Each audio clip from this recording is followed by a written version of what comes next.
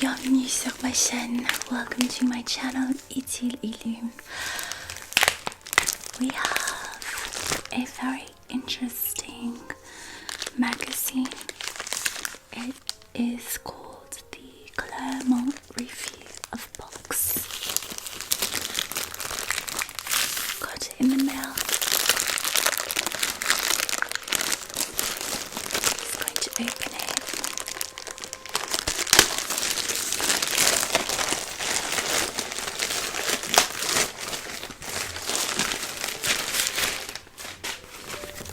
Quite a large magazine.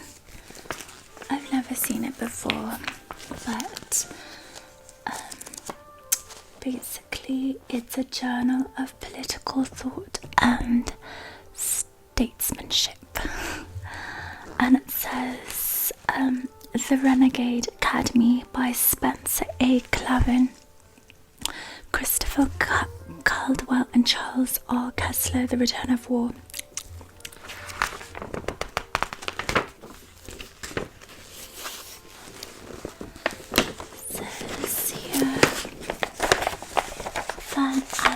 Graduate School of Statesmanship, M.A. Politics, PhD Politics, a First Principles Approach to Graduate Education in Political Philosophy and American Politics.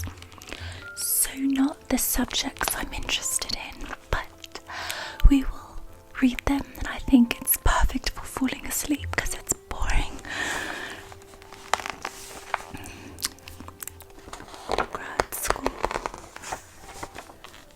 Hillsdale College advert, that's what it's for.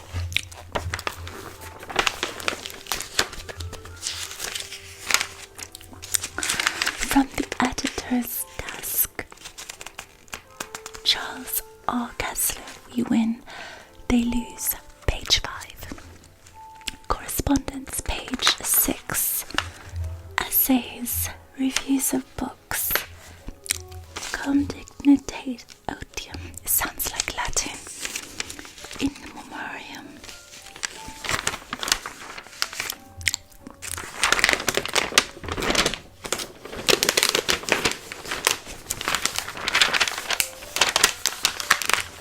Help the Freedom Train hit the tracks on July 4th. This fall, the American Freedom Train will bring the celebration of our 250th anniversary to a town near you.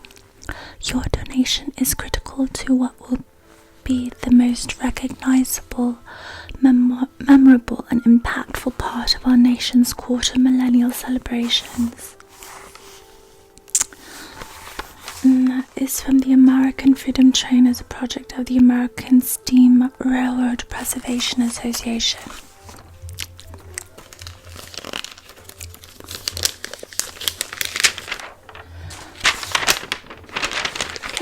This text says, from the editor's desk, we win, they lose. I'm just going to be reading random, sections.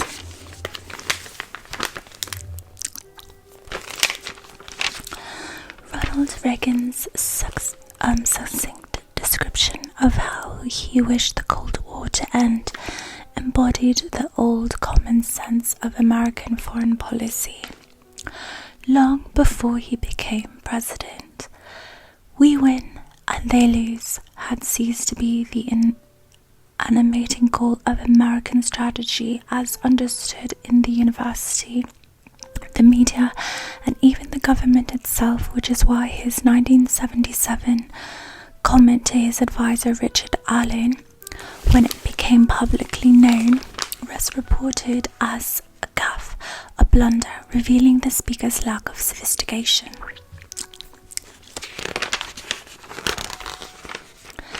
Nevertheless, Reagan assembled an administration that, though never without internal dissent and high-level turmoil, set out to pursue a Cold War victory.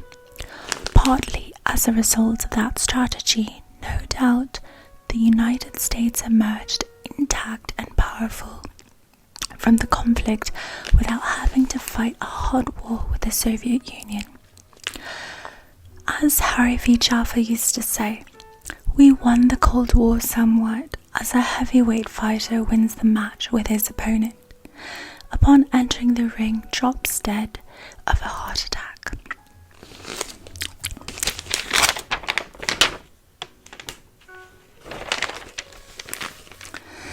Hence, the end of the Cold War led not to strategic clarity but to greater confusion about war and peace. Presidents George H.W. Bush, Bill Clinton, George W. Bush and Barack Obama sent American forces abroad to fight for a new world order. Democratic enlargement, democratic transformation, and the end of tyranny on earth. Our soldiers, sailors and airmen returned, if they were fortunate enough to return, empty-handed. In 2016, to his credit, Donald Trump campaigned against the forever wars spawned similarly by the preceding Republican and Democratic administrations. Prolonged, indecisive conflicts were a familiar, deplorable part of the Cold War already. Think Korea, 3 years ending in an armistice and division of the country, and especially Vietnam, 8 to 19 years or more depending on how you count, ending in defeat. The post-Cold War examples are comparable. Even the US war in Iraq fought in 2 parts. Operation Desert Storm in 1991, aerial and naval bombardment of about a month, followed by a ground war of 4 days. And Operation Iraqi Freedom in 2003, a quick victory followed by a shambolic occupation, civil war and insurgencies, leading to the withdrawal of US troops, which commenced in 2008 but did not conclude until 2011 under President Obama.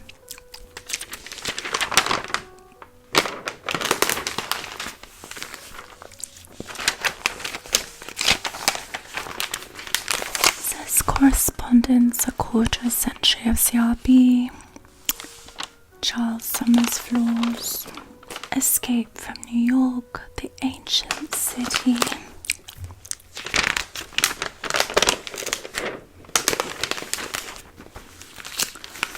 Claremont Review of Books, Night of the Living Awoke, essay by William Vogley. The Democratic Party's center cannot hold.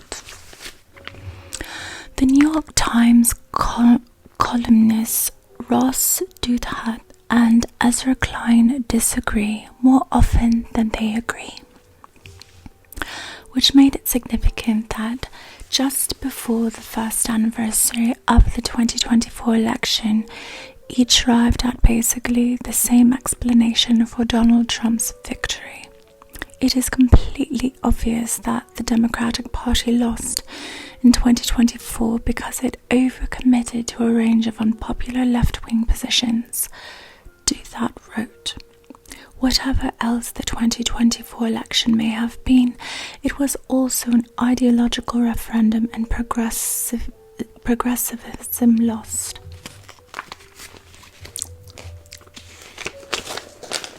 By the way, any of these opinions do not reflect my own.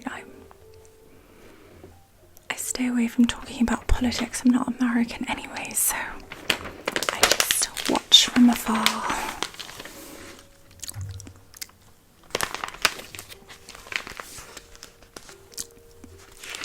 Suffering, Medicine, and the Mercy of God. There's 2 books here. Peter Kreeft, Making Sense Out of Suffering. Robert Collins, MD, You Visited Me. Grace and Healing in the Modern Medical Center.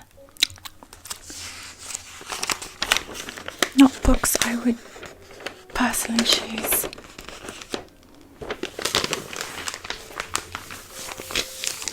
Modern liberalism's core commitments turn out to be quite peripheral.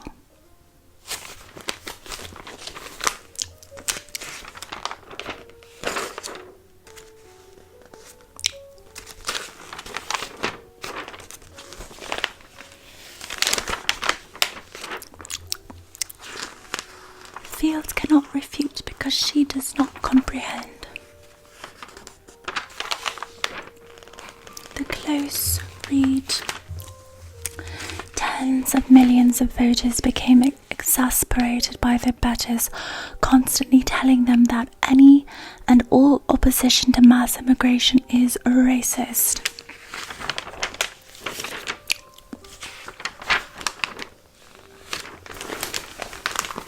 The lamps are going out. The coming storm, power conflict, and warnings from history.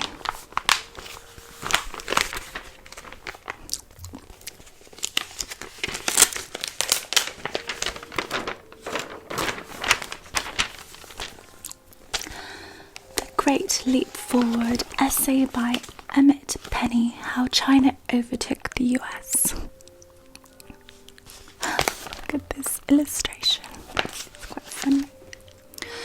About a month after Donald Trump's first inauguration, a video went viral featuring a supercut of the new president saying the word China over and over again. With his characteristic suite of intonations, a bassist deadpanning and visible on the right half of the screen, overdubbed himself playing the exact notes of Trump's vocalizations. The implicit message was clear to liberal viewers. There was something ridiculous about Trump in general, and something garish about his xenophobia in particular. Distasteful as it may have been to genteel multiculturalists, Trump's early insistence on bringing up China played a key role in winning over blue-collar defectors from the Democratic base. First, the party had spurned them culturally, neglecting bread and butter issues in favour of esoteric gender politics and race-mongering. Then the Democrats took to outright antagonizing the working class by celebrating deindustrialization, out of work in coal country, learn to code. Trump, meanwhile, possessed the instincts and the guts to say what was previously unsayable by both parties. We'd cut a bad deal with China and made the working class foot the bill. Scoffers finally caught up to President Trump's view of China in 2020 when COVID escaped to Wuhan and swept over the globe. When lockdowns kicked in, both the fragility of global supply chains and the weakness of American manufacturing became obvious. Dr. Anthony Fauci, soon to become notorious as the mask mandator extraordinaire, tried at first to dissuade the public from wearing masks because, embarrassingly, we did not make them at home, and so there was a shortage. The fact that the United States struggled to produce something as simple as hospital masks made globalization, once presented as a victory of capitalism and liberal democracy, look like a catastrophe of complacency and hubris.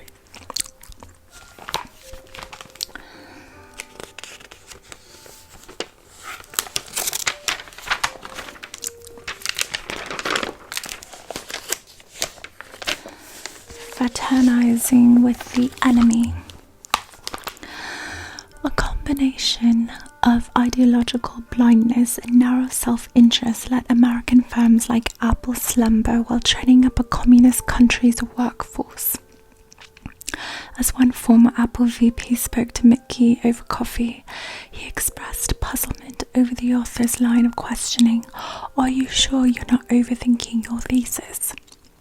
You keep talking about geopolitics, but I was there in the 2000s when we were setting up production in China, and I can tell you we weren't thinking about geopolitics at all." Apple's dependence on China extended beyond manufacturing when the iPhone hit Chinese shelves in 2009. Predictions indicated that few Chinese could afford the product, but it sold out instantaneously. Chinese consumers' ravenous desire for the iPhone both overwhelmed and puzzled Apple. Why would a humble Chinese mailman spend a third of his salary on an iPhone? Cupertino marveled. Because one mailman explained to a survey taker, when people saw his iPhone, he became more than just a mailman. Oh dear. An answer surprising only to those who already have money. Thanks to the iPhone and the Chinese market, Apple saw its revenues in the country rise from $1 billion in 2008 to $23 billion by 2012, making Apple one of the most valuable companies in the world. What's more, Apple store managers in China reported a noticeable difference in the younger generation of Chinese citizens whom they worked.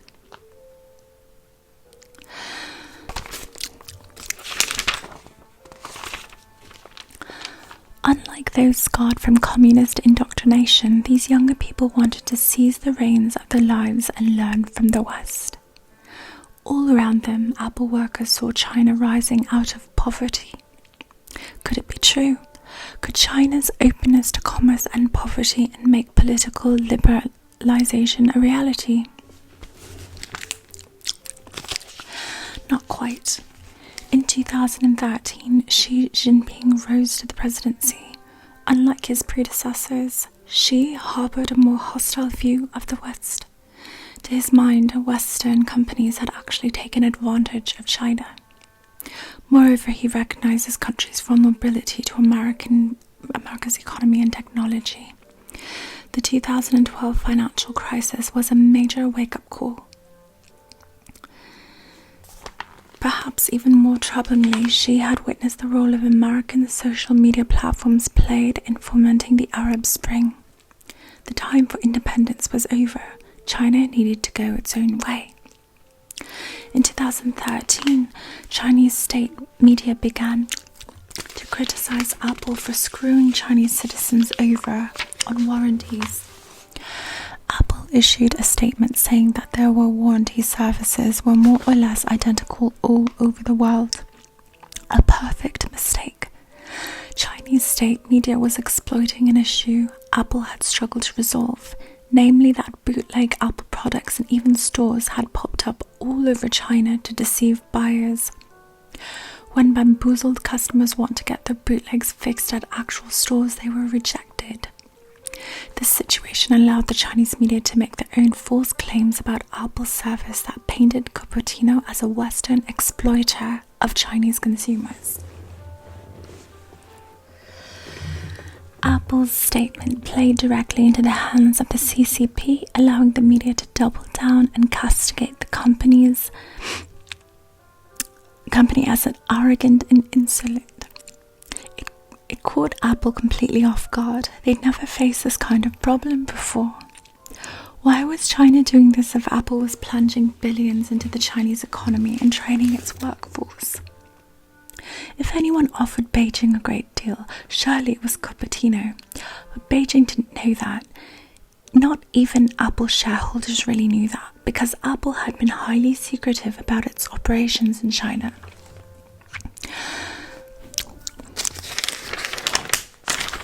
Cupertino considered its Chinese supply chain a permanent edge over competitors. So long as no one knew about it, not even higher-ups in the CCP, but some 151 of 200 major suppliers. For Apple called China home, which meant it was only a matter of time before Apple would have to bend the knee. Interesting. I think that's the most interesting article so far. How is that we taught China to build but can't remember what we used to know?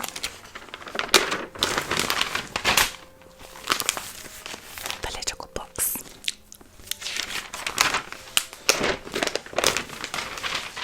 Interesting, these essays. I kind of like reading these essays.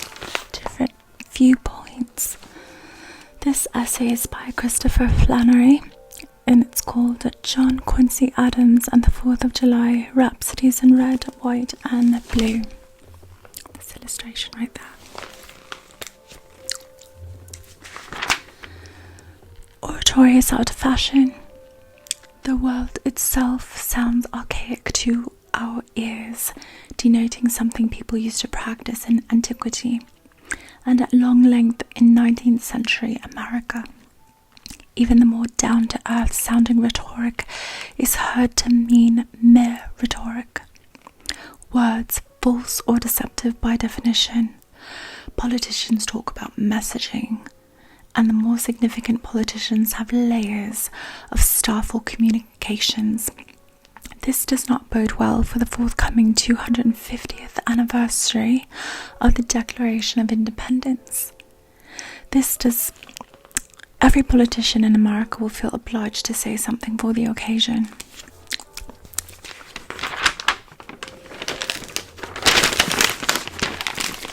New and forthcoming. America's very existence is a rebuke and stumbling block to tyranny in all its forms.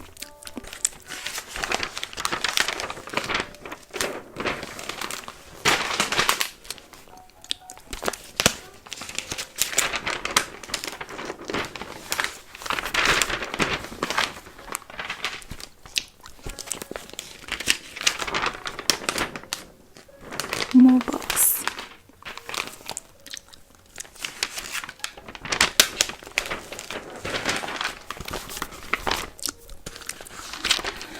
This is a book review by Daniel J. Mahoney.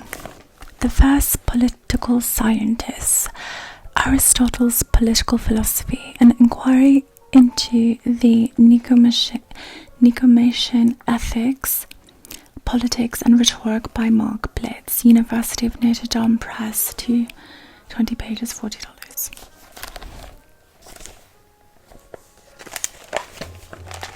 Starts off by saying, Aristotle was the first true political scientist.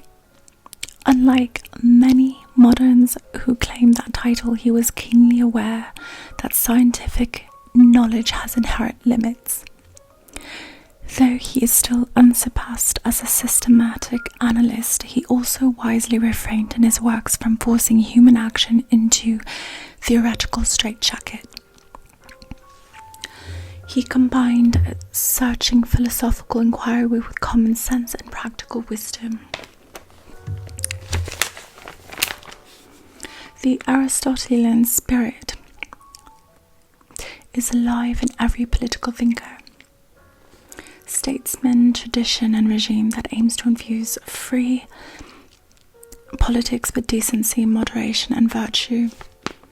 These are the features of Aristotle's thought that Claremont McKenna College's accomplished Fletcher Jones Professor of Political Philosophy, Mark Blitz, ably illuminates in his penetrating new book, Aristotle's Political Philosophy. An inquiry into the Nicomachean, I don't even know if I'm saying that right, ethics, politics and rhetoric. Aristotle's view of ethics and politics, writes Blitz, remains powerful because it uncovers what still or necessarily belongs to uncommon understanding and action. It is precious and permanent contribution to humanity's political self-understanding. Alright, there's a lot to read in this, so we will continue another day. Please tell me what you think of the sounds. And regardless of what side you stand on politics, I don't want to bring politics to this channel. This is just reading random. I just read random pieces, magazines, articles, whatever I find, I just read. So they are not to be associated any opinion whatever in this with my channel, so I'm just reading it as reading material, so please keep that in mind. And I hope you enjoyed this reading video. I hope it bored you to tears that you fell asleep already, and I will see you in my next video.